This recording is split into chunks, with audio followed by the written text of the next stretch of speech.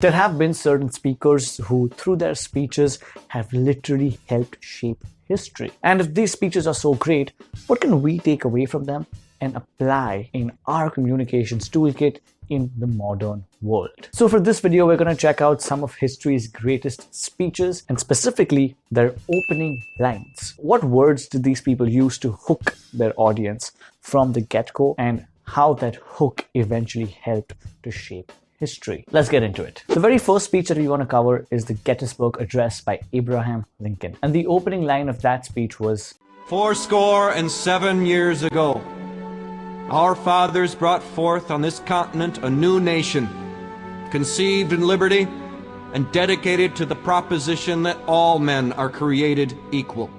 By the way, whatever speeches we're going to go into, if you don't know what the speech is about or have any context to it, I'm putting some links in the description below to articles that help provide context to these articles in case you're interested about reading on that. Anyways, this was one of the most iconic speeches that Lincoln had given. And the reason why this opening works so well is because he uses a technique known as the callback to value. This means starting off a speech by talking about why a particular country, relationship, or organization started in the first place. It goes back to the roots and the foundations. Some corporate leaders tend to use this method when they're starting a speech to their organization. They'll start off mentioning what was the foundation that this organization was really built on. What were its core values? And once that callback is done, then they would dive into the actual agenda of the speech. This is critical because it helps drive purpose, and it helps set the mood and context of whatever is about to come next. Similarly, the first Prime Minister of India, Jawaharlal Nehru,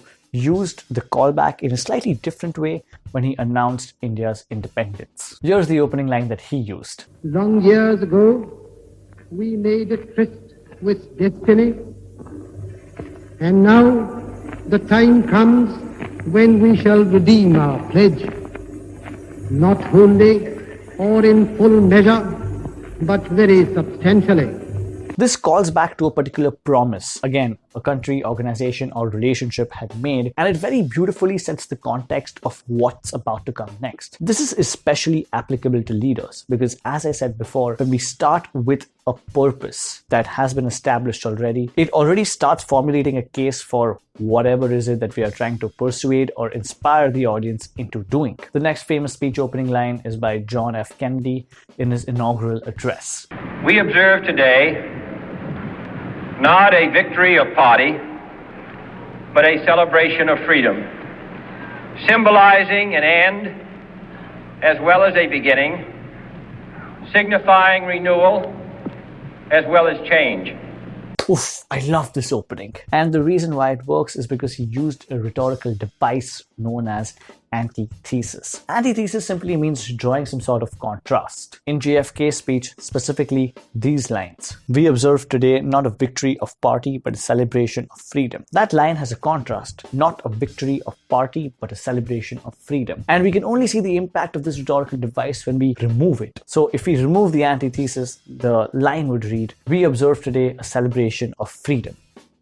It automatically falls flat. Even in Martin Luther King Jr.'s famous I Have a Dream speech, he uses antithesis very, very beautifully. Not in the beginning, but it's still a representation of how powerful rhetorical devices can be. In his statement, I have a dream. My 4 little children will one day live in a nation where they will not be judged by the color of their skin, but by the content of their character. Not be judged by the color of their skin, but by the content of their character. That's antithesis. And if we remove it, the sentence will become, I have a dream that my 4 little children will one day live in a nation where they will be judged by the content of their character. Again, this doesn't land in as much impact as it could when we use the rhetorical device. There's an entire video we've made on rhetorical devices. Highly recommend you check that out to know which ones you can use to open and even close speeches with impact. And the next speech is by Frederick Douglass in his famous What to the Slave is the 4th of July. His opening goes, Fellow citizens,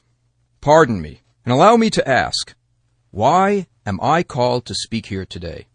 What have I, or those I represent, to do with your national independence? This is one of the most simple opening techniques, to start off with a question. So many modern day speeches, including a lot of famous TED Talks, start with a question. And the only thing we need to keep in mind about questions is to not ask something very, very obvious. I've mentioned this before, and I've seen people come on stage and say things like, "How many of you all want to be successful?" And they expect people to raise hands, but it just sounds so cheesy and unnecessary. Instead, an opening question needs to make people ponder. It needs to make them think, or even make them a little curious, so they're engaged to know what's going to happen next. Most importantly, starting off with a question helps the audience know why they are here, because the answer will be coming in the latter part of the speech, which is what Frederick Douglass did. Now, while we can take away some nuggets from these famous speech openings, there are certain modern speeches which have fantastic hooks and introductions that just grip the audience from the very beginning. I highly recommend you check that video out if you need to open a speech with impact,